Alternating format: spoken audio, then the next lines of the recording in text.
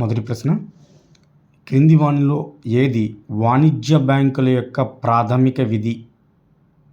RTGS and ఎన్ఈఎఫ్టిఎస్ నెఫ్ట్స్, ఏటీఎంల నిర్వహణ, debit card and credit కార్డుల జారీ, పరపతి సృష్టి, పైవన్నీ.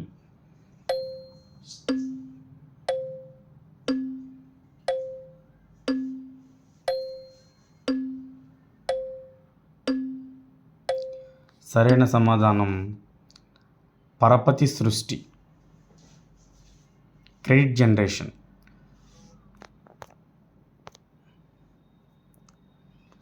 వాణిజ్య బ్యాంకులకు ప్రాథమిక విధి, గౌణ విధి అనే 2 రకాల విధులు ఉంటాయి. దానిలో ఆర్టీజీఎస్, నెఫ్ట్ ట్రాన్స్ఫర్స్ అనేటువంటివి, నగదు బదిలీలు అనేటువంటివి గౌణ విధుల్లోనికి వస్తాయి. అదేవిధంగా ఏటీఎంల నిర్వహణ, డెబిట్ కార్డ్ అండ్ క్రెడిట్ కార్డుల జారీ కూడా అది ప్రాథమిక విధి కాదు, అది గౌణ విధుల కింద వస్తాయి. ఇక క్రెడిట్ జనరేషన్, పరపతి సృష్టి, డిపాజిట్లు స్వీకరించడం, రుణాలు ఇవ్వడం, ఇలాంటివన్నీ కూడా ప్రాథమిక విధుల్లోనికి వస్తాయి. సో సరైన సమాధానం ఆప్షన్ సి, పరపతి సృష్టి.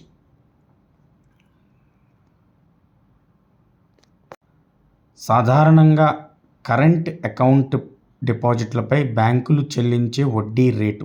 కరెంట్ అకౌంట్ డిపాజిట్లపై బ్యాంకులు చెల్లించే వడ్డీ రేటు 6.25% లేదా బ్యాంక్ రేట్. ఏది ఎక్కువైతే అది 2%, 1%, 0%.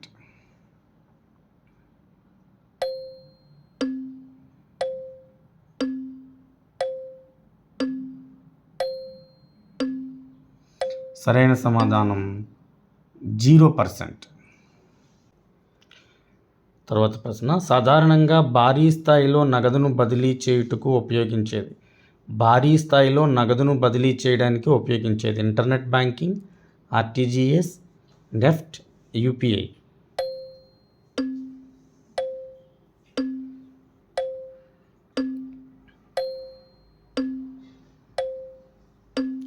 సరైన సమాధానం ఆర్టీజీఎస్.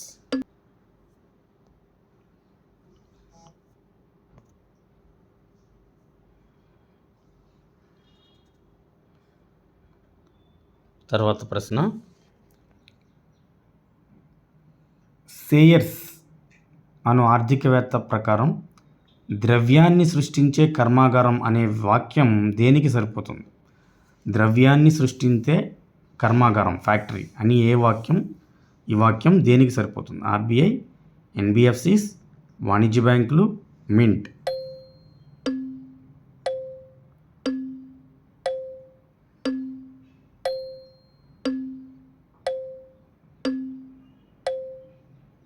సరైన సమాధానం వాణిజ్య బ్యాంకులు.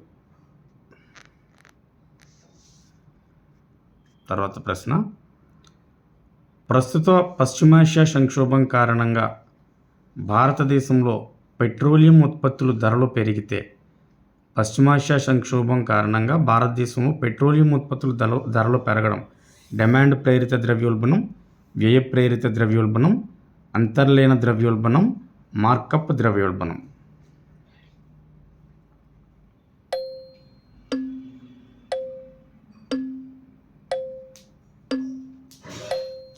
సరైన సమాధానం వ్యయ ప్రేరిత ద్రవ్యోల్బణం, కాస్ట్ పుష్ ద్రవ్యోల్బణం, ఇన్ఫ్లేషన్.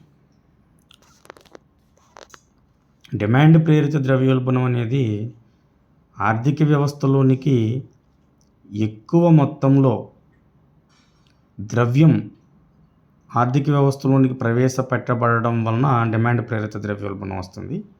ఇక వ్యయ ప్రేరిత ద్రవ్యోల్బణం ఇటు ఉత్పత్తిలో తగ్గుదల వల్ల కానీ, ఉత్పత్తి కారకాలకు చెల్లించే ధరలు పెరగడం వల్ల కానీ వ్యయ ప్రేరిత ద్రవ్యోల్బణం ఏర్పడుతుంది. ప్రస్తుతం ఇక్కడ జరిగింది పశ్చిమాసియా సంక్షోభం కారణంగా సరఫరాలో లోటుపాట్ల వలన ఇక్కడ ఉత్పత్తి తగ్గి సరఫరా తగ్గడం వలన ఇక్కడ వ్యయ ప్రేరిత ద్రవ్యోల్బణము కారణమవుతుంది. ఇక అంతర్లీన ద్రవ్యోల్బణం అనేది ఉద్యోగులు, కార్మికులు జీతాలు పెంచడం వలన అంతర్లీనంగా ఏర్పడేటువంటి ద్రవ్యోల్బణం.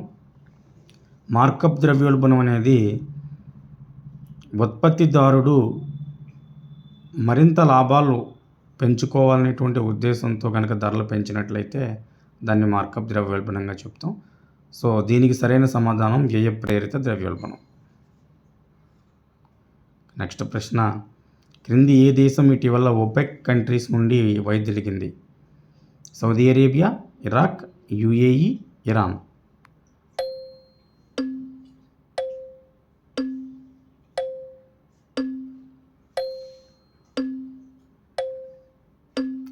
సరైన సమాధానం యుఏఈ. సౌదీ అరేబియా, యుఏఈ మధ్య పెట్రోలియం ఉత్పత్తుల ఉత్పత్తికి సంబంధించి చాలా కాలంగా మనస్పర్ధలు ఉన్నాయి.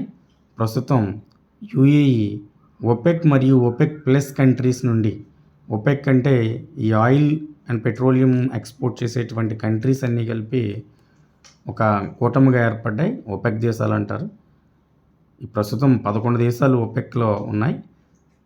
ఇందులో కొన్ని ఆఫ్రికా దేశాలు, కొన్ని మధ్య ఆసియా దేశాలు ఈ ఒపెక్లో ఉన్నాయి. దాని నుండి యుఏఈ బయటికి రావడం జరిగింది. అది ఒపెక్ ప్లస్ అంటే ఒపెక్ కంట్రీస్తో పాటు రష్యా లాంటి కొన్ని కంట్రీస్, పెట్రోలియం ఉత్పత్తి చేసే కంట్రీస్ని కలుపుకుని ఒపెక్ ప్లస్ అని ఏర్పడ్డాయి. దాని నుండి కూడా యుఏఈ బయటికి రావడం అనేటువంటి జరిగింది. ఈ నిర్ణయం 1 మే 2026 నుంచి అమల్లోకి వస్తుంది. కాబట్టి ఇది కూడా కరెంట్ అఫైర్స్లో, కరెంట్ ఎకానమీలో మనకి ఇంపార్టెంట్.